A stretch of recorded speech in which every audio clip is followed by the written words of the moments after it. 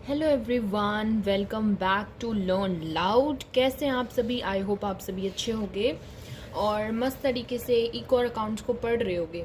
तो मैं यहाँ पे स्टार्ट करने लगी हूँ चैप्टर नंबर 5 रूरल डेवलपमेंट की one shot video.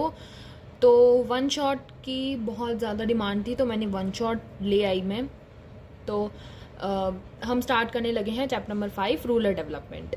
Rural development का मतलब क्या है? रूरल मतलब विलेज एरिया, डेवलपमेंट मतलब उन्नति लाना किसी एरिया में। तो इसका मतलब है it means an action plan for the social and economic growth of the rural areas.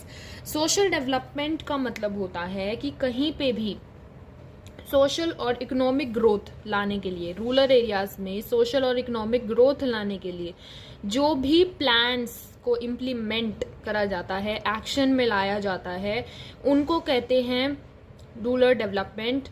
जो भी एक्शन प्लान्स को सोशल और इकोनॉमिकल वे में ग्रोथ में लाया जाता है रूरल एरियाज में, उनको हम कहते हैं रूरल डेवलपमेंट। रूरल डेवलपमेंट के प्रिंसिपल 2 चैलेंजेस होते हैं। One is lingering challenges in a rural area and second one is emerging challenges. पहले मैं बता दूं लिंगरिंग चैलेंज क्या होता है। लिंगरिंग चैलेंज का मतलब होता है जो ओल्डर टाइम से चलते आ रहे हैं, जो बहुत पुराने टाइम से हमारे साथी हैं, हमारे साथी चलते आ रहे हैं, तो रूरल एरियाज में जो फेस करे जा रहे हैं बहुत ही लंबे टाइम से, तो उनको बोलते हैं हम लिंगरिंग चैलेंजेस, जो पहले से चलते हुए आ रहे हैं। एमर्जिंग चैलेंजेस, एमर्जिंग का मतलब पता होगा कि जैसे जो अभी आए हैं, एग्जिस्टिंग, जो अभी नए जो चैलेंजेस फेस कर रहे हैं रूरल एरिया में पीपल, उनको हम कहते हैं रूरल चैलेंजेस। राइट। तो चैलेंजेस हमारे हो गए 2 तरीके के, लिंगरिंग जो पहले से चलते हुए आ रहे हैं और एमर्जिंग जो अभी आए हैं। लिंगरिंग चैलेंज के हमारे ये 2 चैलेंज दिखा रखे हैं, बता रखे हैं। एक पहला होता है रूरल क्रेडिट और दूसरा होता है रूरल मार्केटिंग। रूरल क्रेडिट होता है पहला चैलेंज और दूसरा चैलेंज होता है हमारा रूरल मार्केटिंग। रूरल क्रेडिट और रूरल मार्केटिंग के बारे में हम आगे पढ़ेंगे। एमर्जिंग चैलेंज हमारे 2 हैं। डाइवर्सिफिकेशन, किस चीज़ की diversification? Diversification of production activities की। कौन कौन सी प्रोडक्शन एक्टिविटीज़ हैं जिनमें डाइवर्सिफिकेशन आई है, जो नए नए चैलेंजेस आए हैं उनमें डाइवर्सिफिकेशन आई है, कौन कौन से हैं? तो डाइवर्सिफिकेशन ऑफ प्रोडक्शन एक्टिविटीज की बात करी गई है यहाँ पे।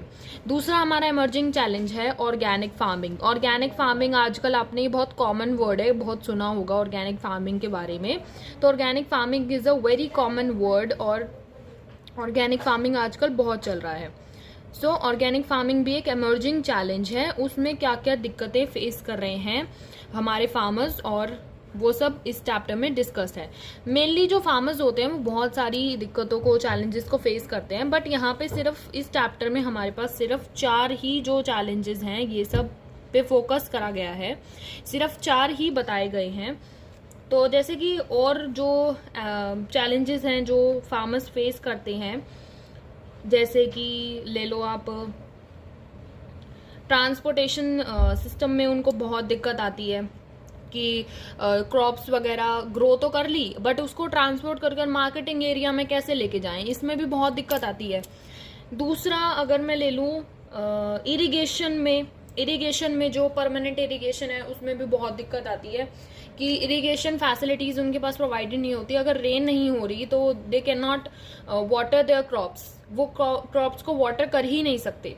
How they will water the crops, how they will sustain their living for, मतलब जो कि सिर्फ फार्मिंग के बेसिस पे उनका घर चल रहा है, तो how they will do that. Irrigation system में भी बहुत दिक्कतें आती हैं, राइट।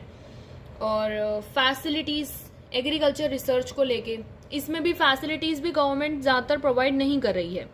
गवर्नमेंट जो है फोकस कर रही है बाकी फील्ड ऑफ एरियाज पर, लेकिन एग्रीकल्चर सेक्टर पर सबसे कम फोकस करा गया है। ये चीज़ तो आपने चैप्टर नंबर 1 और 2 में पढ़ी होगी, जो कि हमने पढ़ी थी।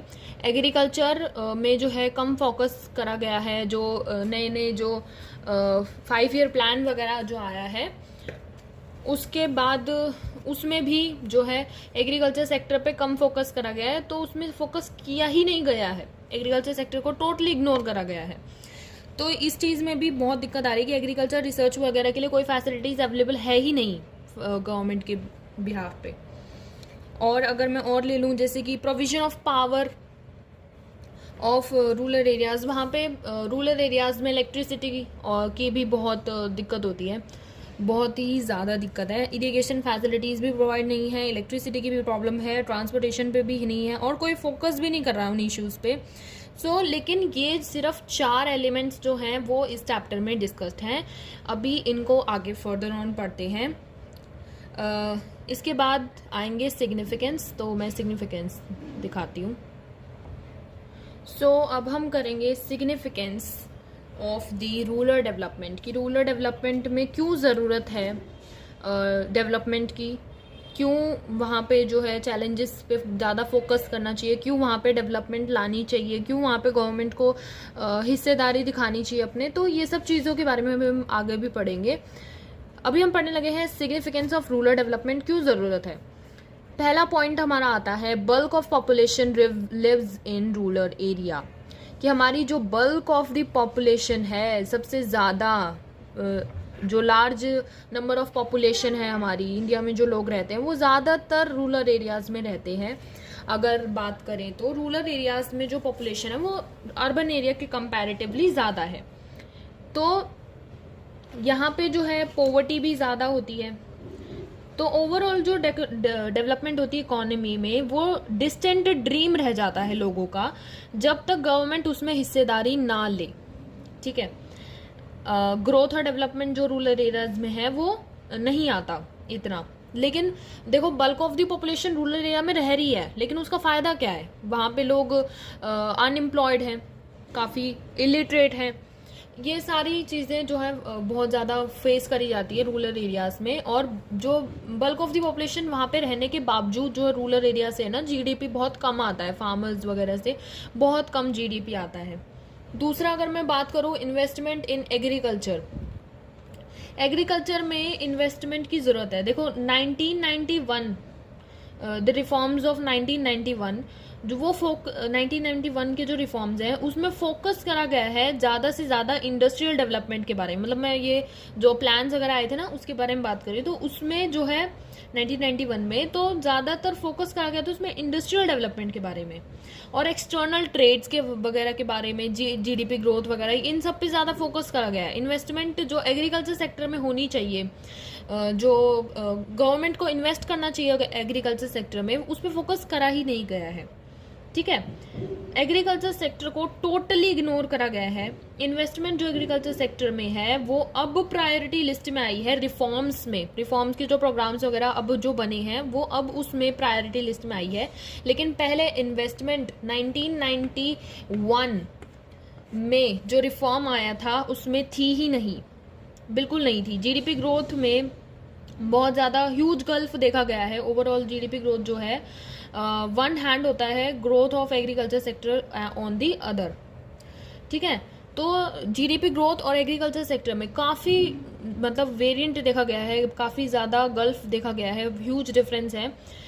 एग्रीकल्चर सेक्टर जीडीपी में कंट्रीब्यूट नहीं कर रहा है, राइट। अगला मैं बोलूँ कॉन्करेंट ग्रोथ। कॉन्करेंट ग्रोथ का मतलब क्या होता है? कॉन्करेंट ग्रोथ मतलब जो साइमल्टेनियसली जो डेवलपमेंट होती रहे, मतलब साथ साथ जो डेवलपमेंट होती रहे। तो कॉन्करेंट ग्रोथ जो है एग्रीकल्चर सेक्टर में नहीं देखी गई है। कैसे?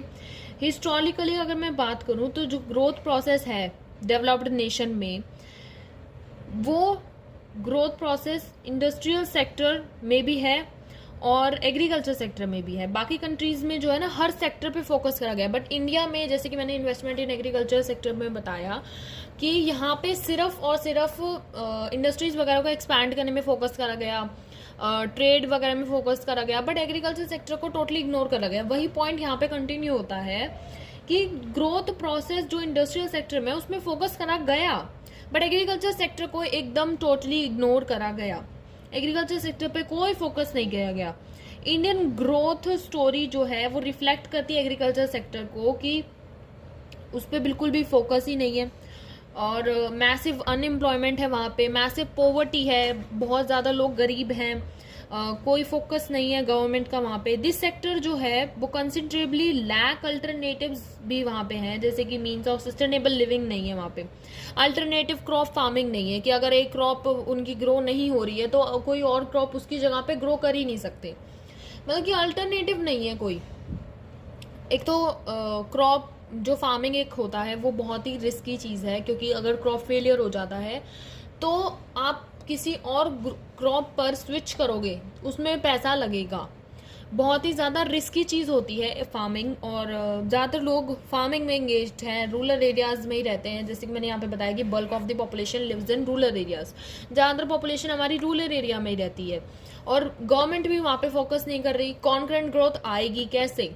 कॉन्करेंट ग्रोथ का तो कोई सवाल ही नहीं उठता कि कॉन्करेंट ग्रोथ देखने को हमें मिलेगी, बिल्कुल भी नहीं, क्योंकि अगर फोकस ही नहीं हो रहा तो कैसे देखी जाएगी? क्योंकि वहाँ की तो मैसिव पॉपुलेशन अनएम्प्लॉयड है, पॉवर्टी वहाँ पे बहुत ज़्यादा है। एक ही खेत में जहाँ पे 2 आदमियों की ज़रूरत है वहाँ पे 5-5 आदमी लगे हुए हैं एक ही खेत में काम करने के लिए। तो मतलब बहुत ही ज़्यादा मतलब मैसिव चेंजेस लाने की ज़रूरत है एग्रीकल्चर सेक्टर में। और consequently with the 2% of the growth rate जो है एग्रीकल्चर सेक्टर से आता है, has emerged a stumbling block in the overall growth process of the economy. Growth process of the economy में सिर्फ 2% ही एग्रीकल्चर सेक्टर से एमर्ज्ड होता है, ठीक है। तो ये काफ़ी लो परसेंटेज है, सिर्फ 2% होता ही कितना है, सिर्फ और सिर्फ 2% कितना होता है ये, बस थोड़ा सा, मतलब जीडीपी में तो ये बिल्कुल भी कंट्रीब्यूट नहीं करा। अगर मैं बात करूँ स्ट्रक्चरल इम्बैलेंस की बात करूँ तो स्ट्रक्चरल इम्बैलेंस का मतलब होता है कि जब 2 डिफरेंट सेक्टर में जो है ग्रोथ जो है वो साइड बाय साइड चलती रहे। इसकी अगर मैं वेल डिफाइंड बताऊँ तो इसी को ही कन्वर्ट कर लो कि when different sectors of the economy do not grow in a tandem भी बोल सकते हो या साइड बाय साइड भी लिख सकते हो वर्ड, साइड बाय साइड, जब एक दूसरे के साइड बाय साइड चलती रहे ग्रोथ, जो साइड बाय साइड ना चले, उसको कहते हैं स्ट्रक्चरल इम्बैलेंस। स्ट्रक्चरल इम्बैलेंस कहते हैं कि मतलब ग्रोथ प्रोसेस एक साथ नहीं चल रही 2 सेक्टर की। अगर टर्शरी में आप देख सकते हो, टर्शरी सेक्टर में जो है बहुत ज़्यादा फोकस करा गया है, ट्रेड वगैरह पे बहुत ज़्यादा फोकस करा गया है, और भी काफ़ी चीज़ों में बहुत ज़्यादा फोकस करा गया है, सिर्फ एग्रीकल्चर सेक्टर को टोटली इग्नोर करा गया है। वही ऊपर वाले पॉइंट्स बार बार आप रिपीट करके ले सकते हो, सिग्निफिकेंस तो बहुत आसानी से बन जाएगी, right. 2% of the agriculture sector में जो है ओवरऑल जीडीपी में वो कंट्रीब्यूट करती है, हालांकि 7 to 8% जो ग्रोथ है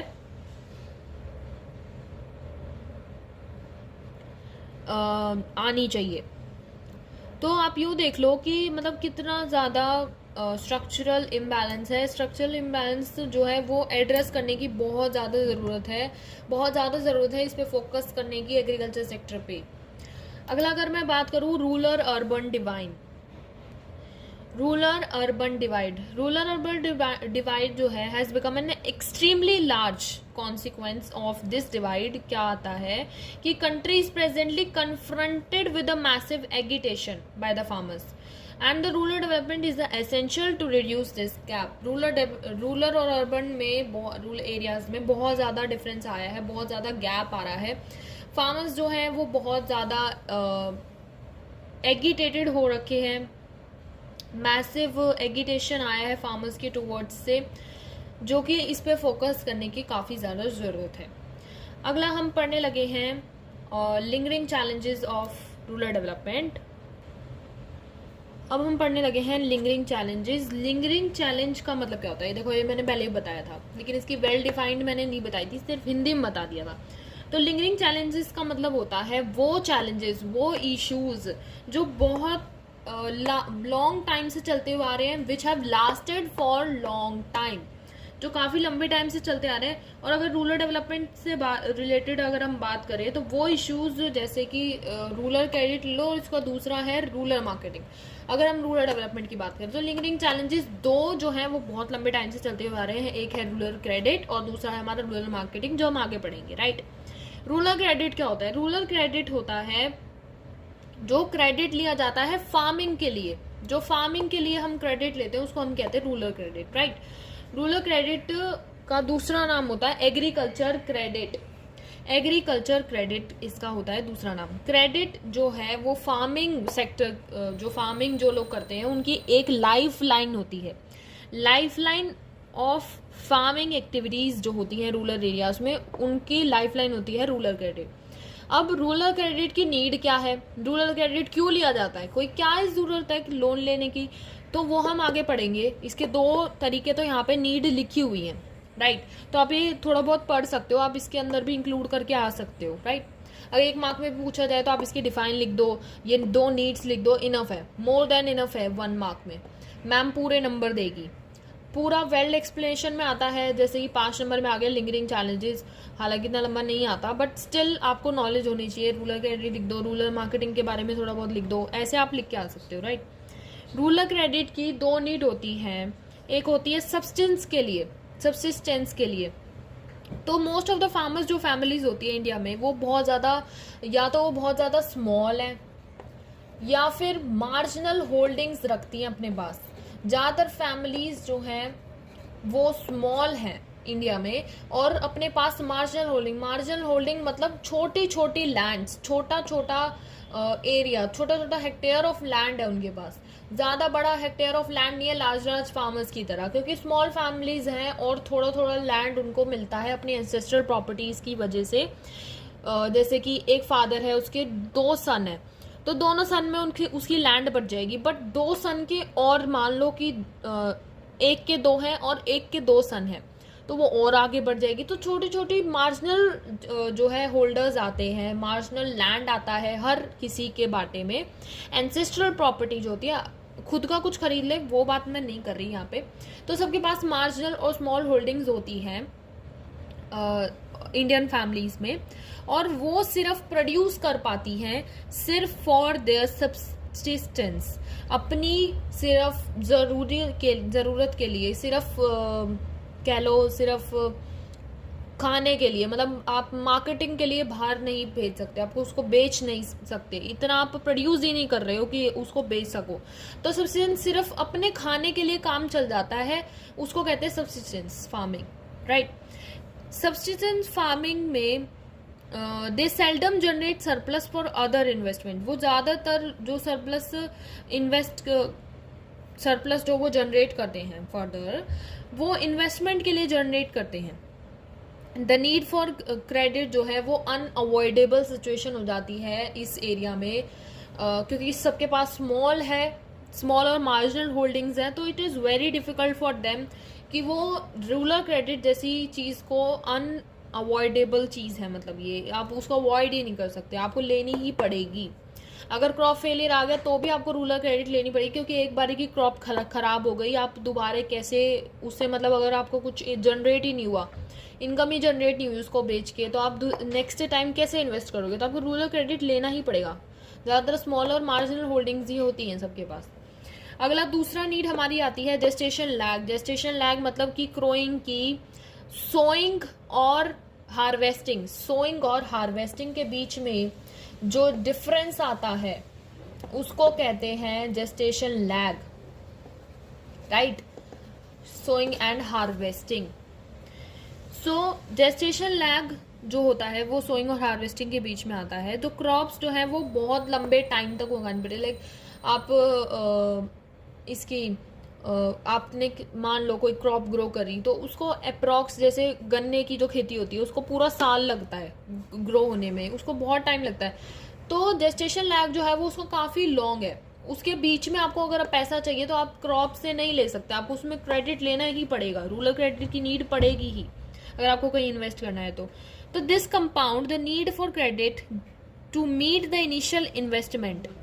सीड पे करनी हो, फर्टिलाइजर पे करनी हो, या कोई इम्प्लीमेंट्स लाने हैं, या फिर घर में कोई इश्यूज हैं, जैसे कि मैरिज हो गई, किसी की मैरिज के लिए चाहिए, डेथ हो गई किसी का बर्थ हुआ है, कोई भी रिलीजियस सेरेमनीज वगैरह हैं, उनके लिए आपको रूरल क्रेडिट की नीड पड़ती है। क्योंकि जेस्टेशन लैग के बीच में आप क्रॉप नहीं काट सकते कि क्रॉप काट लिया आपने, उसको आप बेच दो, कैसे बेचोगे जब वो क्रॉप ग्रो ही नहीं हुई। तो जेस्टेशन लैग काफ़ी लंबा होता है, अगर उसके आपके बीच में कोई नीड जनरेट होती है तो आपको रूरल क्रेडिट की नीड पड़ती है, राइट। क्रेडिट नीड जो है इंडियन फार्मर्स की, अब वो 3 टाइप्स की है। क्रेडिट नीड जो फार्मर्स की है वो 3 टाइप्स की है। पहली हमारी आती है short term need, short term credit. तो शॉर्ट टर्म क्रेडिट नीड जो है वो हमारी फर्स्ट टाइप है इसकी। शॉर्ट टर्म क्रेडिट नीड जो है यूजुअली लिया जाता है इनपुट डालने के लिए, लाइक जैसे कि आपको सीड्स डालने हैं, फर्टिलाइजर्स डालने हैं, और पेस्टिसाइड्स, इंसेक्टिसाइड्स, ये सब चीज़ें हैं, या फिर इलेक्ट्रिसिटी का बिल पे करना है, इरिगेशन फैसिलिटीज़ वगैरह हो गई। ये सब चीज़ें जो आ जाती हैं, ये सब आ जाती है हमारी शॉर्ट टर्म में, जो कि बेसिकली आपको 6 मंथ्स टू 12 मंथ्स, मतलब 6 महीने से 1 साल तक के लिए आपको लेनी होती है लोन की नीड। तो वो आती है हमारी शॉर्ट टर्म में, ठीक है। दूसरा अगर मैं बात करूं मीडियम टर्म क्रेडिट की, तो मीडियम टर्म क्रेडिट ज़्यादातर लिया जाता है जब आपको मशीनरी कोई परचेज करनी हो, आपको कोई मशीनरी की नीड है और आपको अपने फार्म में उसको इंस्टॉल कराना है या परचेज करना है, तो आपको मीडियम टर्म क्रेडिट नीड की ज़रूरत होगी। कंस्ट्रक्शन करानी है फेंसेस की, चारों तरफ खेत के चारों तरफ बाउंड्री करानी है, उसको बोलते हैं फेंसेस। तो फेंसेस की अगर आपको नीड डेवलप हो रही है तो भी आपको मीडियम टर्म क्रेडिट की नीड पड़ेगी। वेल्स को डिग करवाना है, कुएं को, तो भी आपको मीडियम टर्म क्रेडिट की नीड पड़ेगी। लॉन्ग टर्म क्रेडिट नीड की अगर मैं बात करूं, हाँ, और इसका मैंने टाइम पीरियड नहीं बताया। मीडियम टर्म इसका होता है 12 मंथ्स टू 5 ईयर्स, मतलब 1 साल से 5 साल। देखो मैंने इसका बताया था 6 मंथ्स टू 1 ईयर, राइट, और इसका मैं बता रही हूँ 1 ईयर टू 5 ईयर्स। 1 साल से 5 साल के लिए होती है medium term need, 6 months to 1 year होती है short term credit need, right. और लॉन्ग टर्म आप अंदाजा लगा सकते हो, इससे तो ज़्यादा ही होगी, राइट। 1 ईयर टू 5 ईयर्स तो मीडियम ही थी।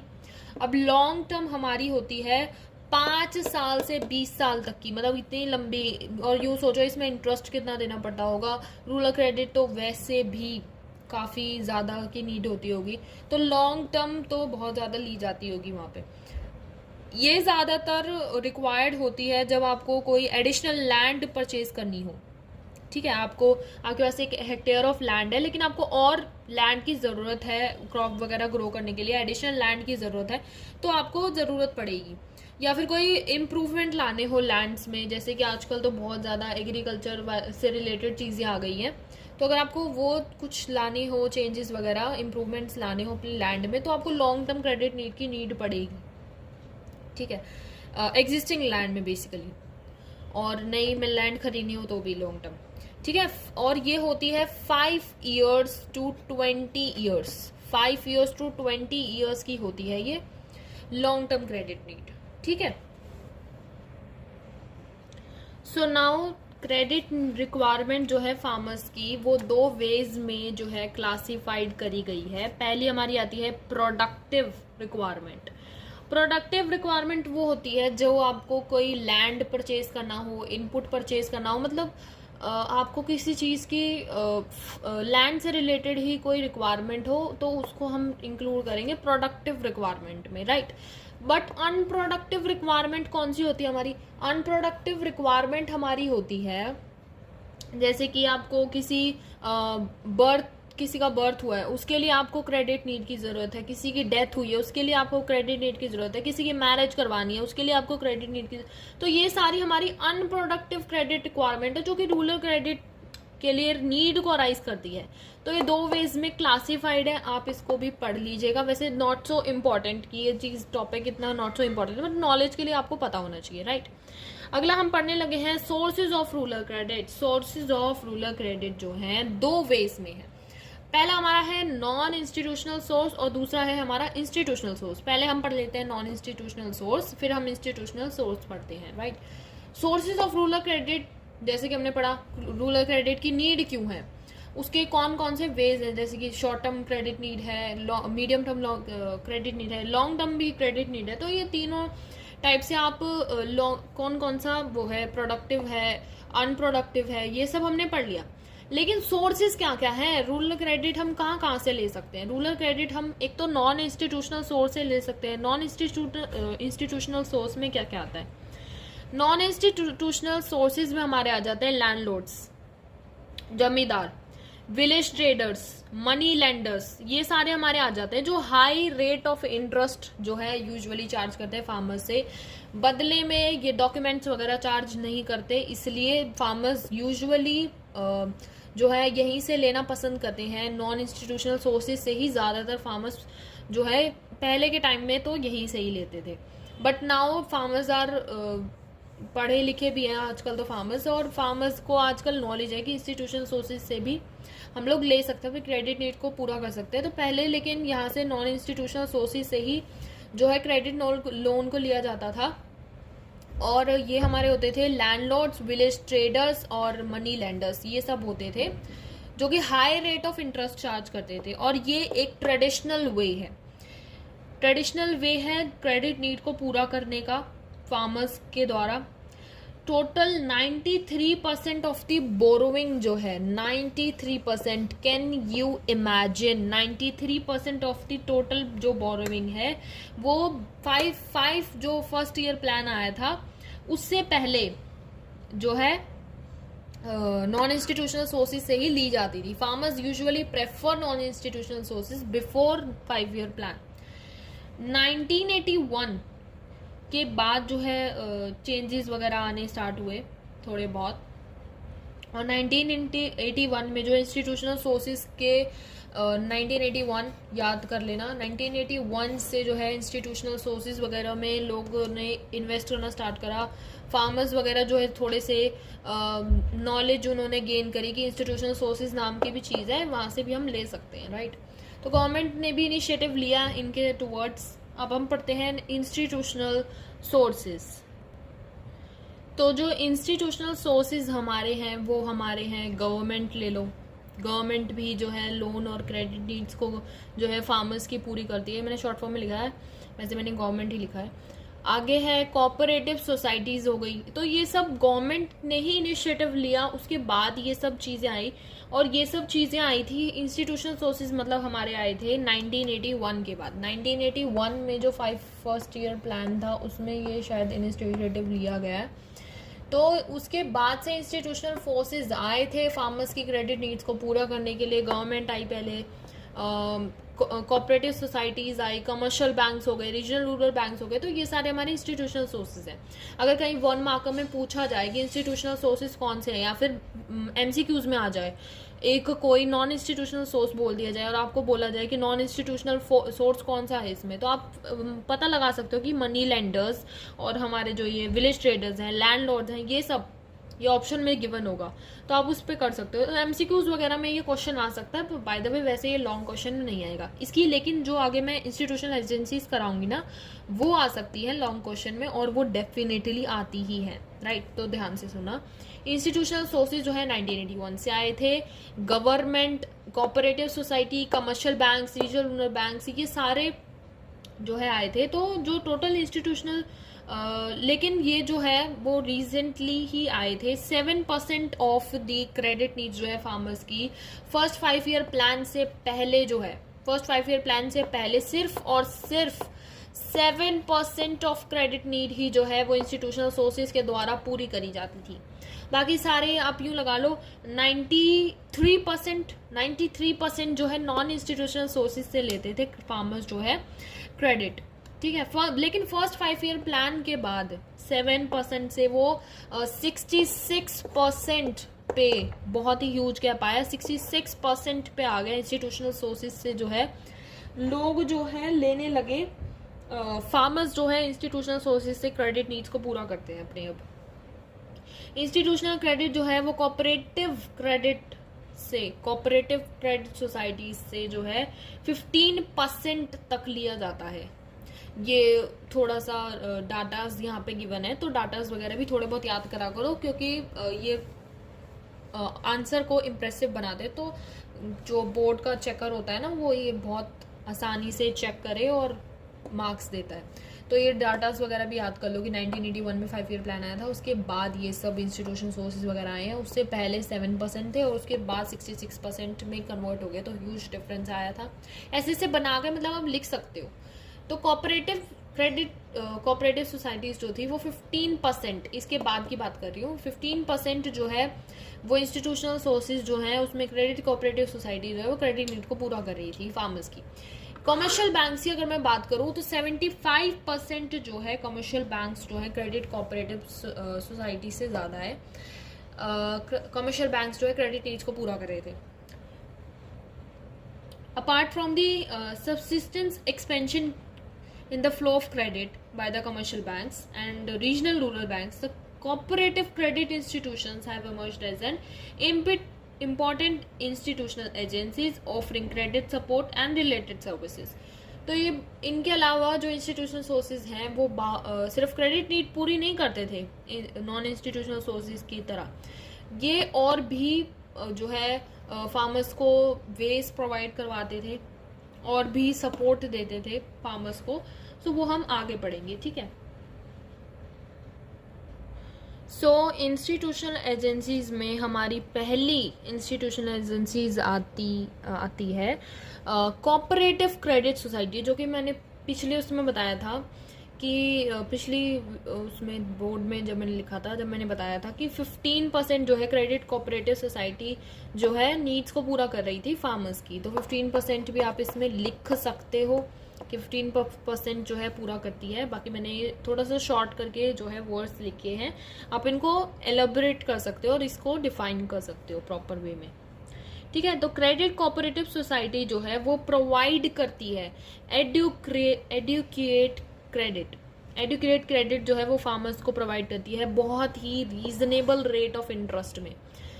एडुकेट क्रेडिट प्रोवाइड करती है बहुत ही रीजनेबल रेट ऑफ इंटरेस्ट में, कि जो इंटरेस्ट है वो फार्मर्स जो है पे कर सकते हैं। फार्मर्स जो है इंटरेस्ट को बहुत ही इजी वे में पे कर सकते हैं, वो भी कोई डेट ट्रैप वगैरह में नहीं फंसेंगे, ठीक है। तो जो ये जो सोसाइटीज होती हैं वो गाइडेंस प्रोवाइड करती हैं, फार्मर्स को गाइडेंस प्रोवाइड करती है कैसे उनको अपनी क्रॉप्स वगैरह को सुधारना चाहिए, कैसे मतलब वो और अच्छे वे में जो है कर सकते हैं, और डाइवर्स एग्रीकल्चर ऑपरेशंस के बारे में भी बताती है, और फार्मर्स को जो है एक नया व्यू देती है, एक नया नज़रिया देती है सोचने का क्रॉप प्रोडक्टिविटी के बारे में। तो ये बेसिकली 16 to 17 कह लो या 15% कह लो, इतना परसेंट जो है क्रेडिट कोऑपरेटिव सोसाइटी जो है वो रूरल क्रेडिट के फ्लो को अवेलेबल कराती है फार्मर्स के लिए, ठीक है। इसके आने से टाइमली और रैपिड फ्लो आया है जो है क्रेडिट में, टाइमली जो है फार्मर्स को जो है लोन मिल जाता है, रैपिड फ्लो रहता है कैश का। वहाँ पर भी मनी लेंडर्स की एलिमिनेशन हो गई है, यहाँ पे एलिमिनेशन का मतलब है मनी लेंडर्स को एलिमिनेट कर दिया। मनी लेंडर्स जो पहले डेट ट्रैप में फार्मर्स को फंसाते थे, जो उनसे डबल इंटरेस्ट चार्ज करते थे और जो कि वो पे नहीं कर पाते थे फार्मर्स कभी भी, वो उसी डेट ट्रैप में फंसे रह जाते थे, और ये चीज़ जो है बिल्कुल एलिमिनेट हो गई है। मनी लेंडर्स जो हैं वो बिल्कुल हटा दिए गए हैं एज अ क्रेडिट एजेंसीज, और इंस्टीट्यूशनल एजेंसीज भी जो है सिर्फ एक फोकस रह गई है, इंस्टीट्यूशनल एजेंसीज ही जो है वो फोकस कर रही है। अगला कौन सा पॉइंट रह गया इसमें, हाँ हो गए सारे, और एक और रह गया जैसे कि स्प्रेड कर रही है क्रेडिट फैसिलिटीज सारे रीजन्स में। तो ये क्रेडिट कोऑपरेटिव सोसाइटी आने से फार्मर्स को बहुत ज़्यादा हेल्प मिली है, फार्मर्स बहुत ज़्यादा मतलब क्रेडिट नीड्स की वजह से वो एक डेट ट्रैप में नहीं फंस रहे, तो ये बहुत सारी हेल्प मिली है। दूसरी हमारी इंस्टीट्यूशनल एजेंसी आती है, तो अगला हमारा आता है स्टेट बैंक ऑफ इंडिया, जिसको हम SBI भी कहते हैं।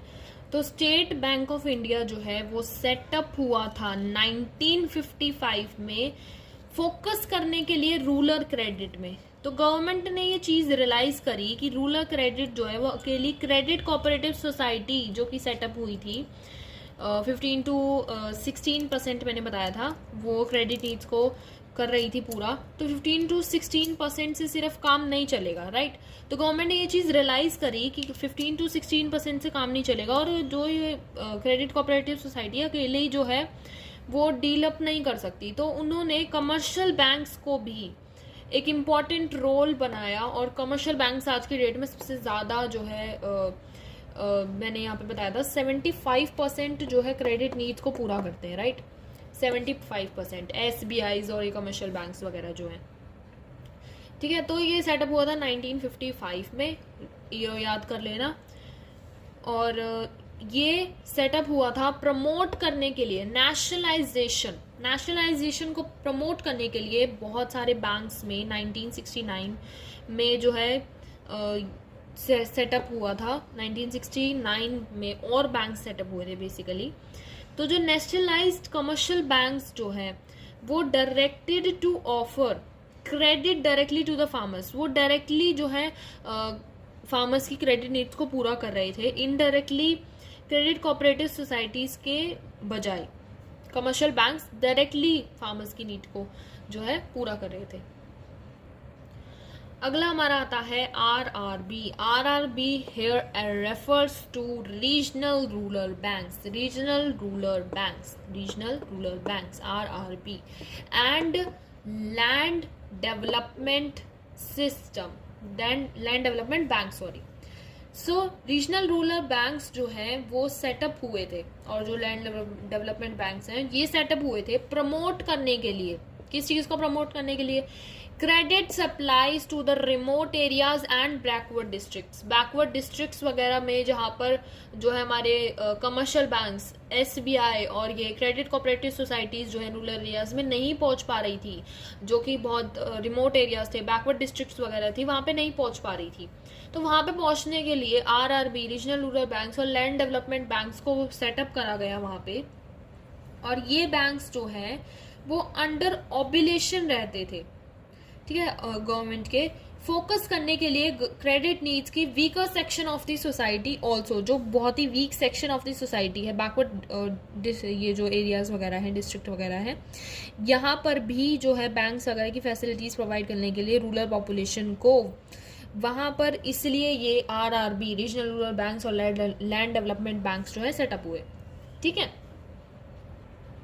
तो हमारी अगली एजेंसी है, इंस्टीट्यूशनल एजेंसी है national bank of agriculture and rural development, जिसको हम NABARD के नाम से भी जानते हैं। तो NABARD, ये जो फुल फॉर्म इसकी दी है ना NABARD की, इसको याद कर लेना क्योंकि ये पेपर में पूछी जाती है, 1 मार्कर में इजीली आ सकती है, MCQs में भी पूछी जा सकती है, कुछ भी घुमा फिरा के पूछ लेंगे ये।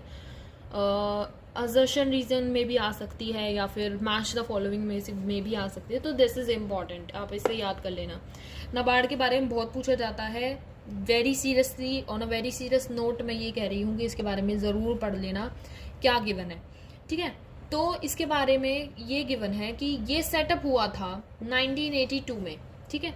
1981 में हमने पढ़ा था कि हमारा जो है ये फर्स्ट 5 ईयर प्लान आया था, और 1982 में NABARD सेटअप हुआ था। NABARD एक एपेक्स इंस्टीट्यूशन है, NABARD is a apex institution जो हैंडल करता है पॉलिसीज को, प्लान्स को, ऑपरेशंस को, जो कि रूरल क्रेडिट की फील्ड में लिए जाते हैं, या फिर उससे रिलेटेड जो इकोनॉमिक एक्टिविटीज जो होती है ना रूरल एरियाज में, इन सब से रिलेटेड जो लिए जाते हैं, उन सब को रिलेटेड जो है ये एक एपिक इंस्टीट्यूशन है। तो ये उसको उन चीज़ों को हैंडल करती है। तो NABARD के बारे में बुक्स में यही गिवन है।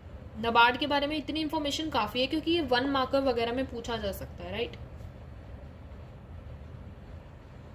तो देखो अगला इंस्टीट्यूशनल एजेंसीज अभी हमने खत्म करी है, लेकिन अगला यहाँ पे जो है ना येलो बॉक्स में बुक में गिवन है कुदुम्बश्री के बारे में। तो कुदुम्बश्री जो स्टार्ट हुआ था 1955 में केरला में, और ये एक बैंक है, स्मॉल सेविंग बैंक है, जो पुअर वुमेन्स के लिए सेटअप हुआ था ताकि वो अपने आप को एनकरेज कर सके, उनको एनकरेज करने के लिए सेविंग उनके अंदर एनकरेज करने के लिए जो है कुदुम्बश्री जो ये बैंक है वो पुअर वुमेन्स के लिए सेटअप हुआ था।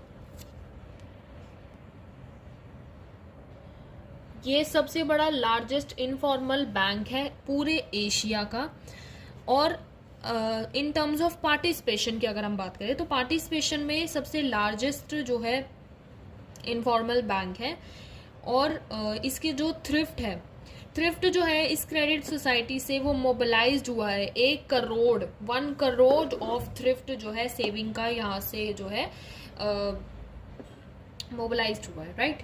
सो कुदुम्बश्री के बारे में भी ज़रूर पढ़ लेना, बिकॉज इम्पॉर्टेंट है, ये पेपर में आ सकता है। कुदुम्बश्री के बारे में पूछा जा सकता है। मैच द फॉलोइंग में इसका ईयर आ सकता है, कुदुम्बश्री का एमसीक्यू में पूछा जा सकता है। ईयर भी इसका अच्छी तरह याद कर लेना।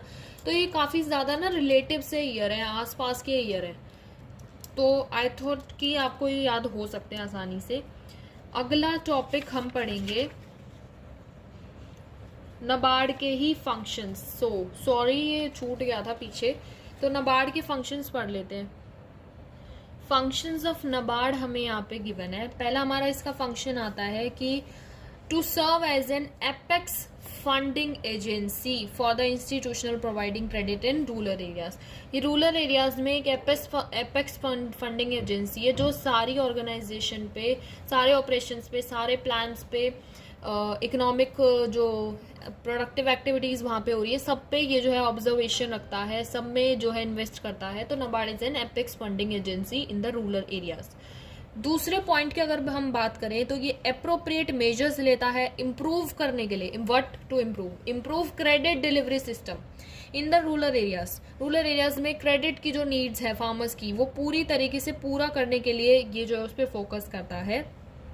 Bank was to focus on restructuring of credit institutions and training of personnels, right. तीसरा पॉइंट हमारा आता है coordinate the rural financing activity of a credit institution and maintain the liaison with the government of India, state government, reserve bank and other national level institutions concerned with policy formulation। ये coordinate करता है rural financing activities से और उनका जो है coordinate बनाए रखता है किससे, गवर्नमेंट से, स्टेट गवर्नमेंट से, रिजर्व बैंक ऑफ इंडिया से और काफ़ी सारी लेवल ऑफ इंस्टीट्यूशन से, सबसे। और पॉलिसी में ये बहुत ज़्यादा हेल्प करता है, पॉलिसी फॉर्मुलेशन में हेल्प लाता है। ये अंडरटेक करता है मॉनिटरिंग और इवैल्यूएशन ऑफ प्रोजेक्ट्स में refined by it. So next topic है हमारा micro credit programmes and self help group. Self help group के बारे में आपने 10th में भी पढ़ा होगा, बट इसमें थोड़ा एक्सटेंडेड नॉलेज उसके बारे में दे रखी है, सेल्फ हेल्प ग्रुप्स के बारे में। सो हम पढ़ने लगे हैं माइक्रो क्रेडिट प्रोग्राम्स जो गवर्नमेंट ने इनिशिएटिव लिया और सेल्फ हेल्प ग्रुप्स जो डेवलप हुए थे रूरल एरियाज में। तो जो सेल्फ हेल्प ग्रुप थे उसका और माइक्रो क्रेडिट प्रोग्राम्स थे, इनका मतलब है means giving small loans to the individual enabling them to become self employed. कि मतलब माइक्रो क्रेडिट प्रोग्राम्स और जो सेल्फ हेल्प ग्रुप्स थे, इनका मतलब है कि स्मॉल लोन देना। किसको देना? स्मॉल लोन उन इंडिविजुअल्स को देना, उन लोगों को देना ताकि उनको इनेबल बना सके, सेल्फ एम्प्लॉयड कर सके। सेल्फ एम्प्लॉयड मतलब वो खुद ही ओनर होंगे उस कंपनी के, उस फर्म के जिसमें वो काम कर रहे हैं। सो माइक्रो क्रेडिट का मोटिव ये था कि स्मॉल लोन्स देना इंडिविजुअल्स को ताकि वो सेल्फ एम्प्लॉयड हो सके, अपनी अपनी स्मॉल एंटरप्राइज एस्टेब्लिश कर सके बेसिकली। सो ये मोटिव था माइक्रो क्रेडिट प्रोग्राम्स का एंड सेल्फ हेल्प ग्रुप्स का। ठीक है, इसके बारे में हमें आगे बताया गया है कि माइक्रो क्रेडिट प्रोग्राम्स जो हैं वो started to help the people in underdeveloped countries. Underdeveloped countries जो हैं वहाँ पे हेल्प करने के लिए माइक्रो क्रेडिट प्रोग्राम्स जो है स्टार्ट करे गए थे।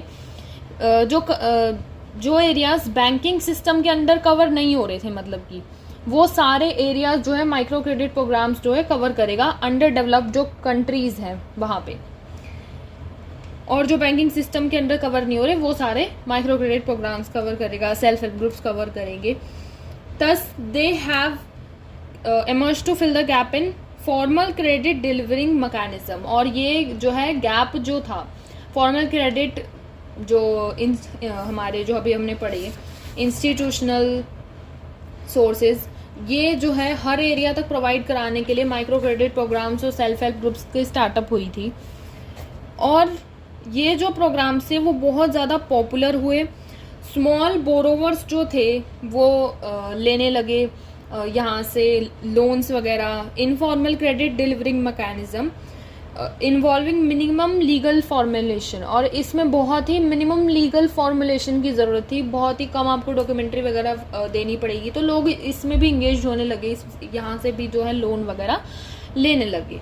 Self help group were promoting the thrift मतलब सेविंग की हैबिट, सेविंग की हैबिट को यहाँ पे बोला गया है थ्रिफ्ट, मतलब कि सेविंग की हैबिट जो है लोगों में डेवलप करने के लिए जो है सेल्फ हेल्प ग्रुप्स को प्रमोट करा गया, और थ्रिफ्ट जो है सेविंग की हैबिट डेवलप हुई रूरल हाउस होल्ड्स के अंदर। सेविंग जो स्मॉल सेविंग था वो बहुत ज़्यादा मोबिलाइज था by the self help group and offered as a credit to its different members depending on their needs, and credit is offered without any security and at a moderate rate of interest। मतलब कि यहाँ पे जो credit था वो बहुत ज़्यादा ही moderate rate of interest दिया जाता था, कोई हाई रेट ऑफ इंटरेस्ट नहीं चार्ज करा जाता था, ज़्यादातर रेट ऑफ इंटरेस्ट जो था वो मॉडरेट ही रहता था। नीड पे भी डिपेंड करता था कि किस चीज़ के लिए किस नीड के लिए चाहिए, तो उस पर भी डिपेंड करता था कि इंटरेस्ट रेट कितना वो लोग चार्ज करेंगे, तो ये सब चीज़ें मैटर करती थी। सेल्फ हेल्प ग्रुप्स और माइक्रो क्रेडिट प्रोग्राम्स जो है गवर्नमेंट ने बेसिकली ये जो अंडर डेवलप्ड कंट्रीज थी इनको हेल्प करने के लिए पहुंचाए गए थे, तो इसलिए माइक्रो क्रेडिट प्रोग्राम्स और सेल्फ हेल्प ग्रुप्स को लाया गया था। तो आगे हम पढ़ने लगे हैं एडवांटेजेस ऑफ रूरल बैंकिंग। जो रूरल बैंकिंग रूरल क्रेडिट की जो फैसिलिटीज़ गवर्नमेंट ने प्रोवाइड कराई उसके एडवांटेजेस क्या क्या थे। तो पहला उसका एडवांटेजेस था, मैंने यहाँ पे की पॉइंट्स लिख दिया, आप इनको एज अ हेडिंग यूज़ करके इनके बारे में लिख सकते हो और अच्छे खासे मार्क्स आ जाएंगे। तो एडवांटेजेस में पहली हमारी आती है nationalisation of major commercial banks. Commercial banks के बारे में हमने पीछे पढ़ा था कि अबाउट 75% जो है कमर्शियल बैंक्स रूरल क्रेडिट की नीड्स को पूरा कर रहे थे। तो नेशनलाइजेशन ऑफ कमर्शियल बैंक्स की हुई सबसे ज़्यादा। रूरल बैंकिंग ने जो है ना बहुत ही सिग्निफिकेंट रोल प्ले करा एक्सपैंड करने के लिए। रूरल क्रेडिट जो लोगों में फार्मर्स जो थे वो बहुत ज़्यादा रूरल क्रेडिट की मांग बहुत ज़्यादा थी, तो कमर्शियल बैंक्स ने बहुत ज़्यादा इस चीज़ में फ़ायदेमंद घोषित हुआ और मनी लेंडर्स वगैरह को भी असाइड कर दिया। The expansion has been significantly particularly since nationalisation of major commercial banks in 1969। 1969 में जब कमर्शियल बैंक्स आए थे, जब जो है बहुत ज़्यादा मेजर कमर्शियल बैंक्स की वजह से नेशनलाइजेशन देखा गया था। Nationalisation of commercial banks mark the beginning of social banking. Nationalisation of commercial banks की वजह से सोशल बैंकिंग जो है वो बहुत ही ज़्यादा उसकी मतलब बिगनिंग हो गई थी, स्टार्टिंग हो गई थी कमर्शियल बैंक्स की। और सोशल बैंकिंग का मतलब होता है बैंकिंग जो किसी पर्पस के लिए करी जाए, जो सोसाइटी पे एक पॉजिटिव इम्पैक्ट डाले, एक पॉजिटिव इम्पैक्ट जो सोसाइटी पे डाले उसको कहते हैं सोशल बैंकिंग। अगला हमारा आता है establishment of NABARD. Establishment of NABARD की वजह से क्या क्या चीज़ें हमें फेस करनी पड़ी कि मतलब एडवांटेजेस उसकी वजह से क्या हुए। देखो नबार्ड के बारे में हमने पढ़ा था कि एक एपेक्स इंस्टीट्यूशन है जो बाकी सारी जो कमर्शियल बैंक्स और ये जो कॉरपोरेटिव सोसाइटीज़ वगैरह है इन सब के लिए बहुत ही ऑपरेशंस में, प्लान्स में, पॉलिसीज़ में सब में हेल्प करता है। तो NABARD is an apex institution जो इंगेज रहता है रूरल क्रेडिट प्रोग्राम से। Has made an substantial difference in the institution of rural credit. Rural credit में इसने बहुत ज़्यादा सब्स्टिट्यूएंस चेंजेस लाए हैं, किसने? नबार्ड ने। ठीक है, इसके हमने फंक्शंस भी पढ़े थे नबार्ड के पीछे। और रूरल फाइनेंसिंग जो है वो बहुत ही ज़्यादा नबार्ड के आ जाने से बहुत ही ज़्यादा ऑर्गेनाइज्ड हो गई। ये नबार्ड के आ जाने से रूरल बैंकिंग बहुत ज़्यादा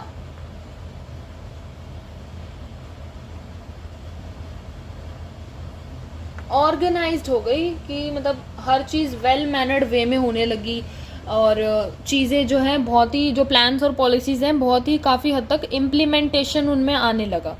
राइट, नेक्स्ट हमारा पॉइंट आता है लिबर्टिंग द फार्मर्स। अब लिबर्टिंग मतलब फार्मर्स को फ्रीडम दिलवाना। किस चीज़ से फ्रीडम दिलवा रहे थे? जो ये जो इंस्टीट्यूशनल क्रेडिट थे जो पहले चलते आ रहे थे, जैसे कि मनी लेंडर्स हो गए या विलेज ट्रेडर्स हो गए या लैंडलॉर्ड्स हो गए, ये सारे जो हमारे इंस्टीट्यूशनल जो सोर्सेज थे जिनसे फार्मर्स यूजुअली लेते आ रहे थे लोन, तो इन सब से लिबर्टी दिलाई थी फार्मर्स को। किसने किसने दिलाई थी? ये हमारे नॉन इंस्टीट्यूशनल सोर्सेज ने।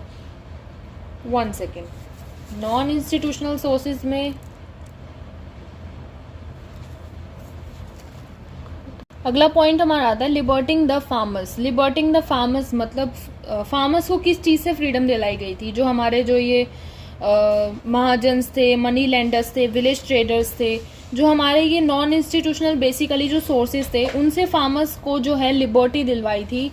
और इंस्टीट्यूशनल सोर्सेज ने ये लिबर्टी दिलाई थी, क्योंकि फार्मर्स अगर जो इन सोर्सेज से जैसे महाजन्स वगैरह से और मनी लेंडर्स वगैरह से लोन लेते थे, तो वो एक डेट ट्रैप में फंस जाते थे। वो लोग मतलब एक पहले वो अगर लोन चुकता करें या फिर अपने यूज़ के लिए उस क्रॉप की जो है मनी जहाँ से जनरेट हुई है वो करें, तो वो एक डेट ट्रैप में फंस जाते थे।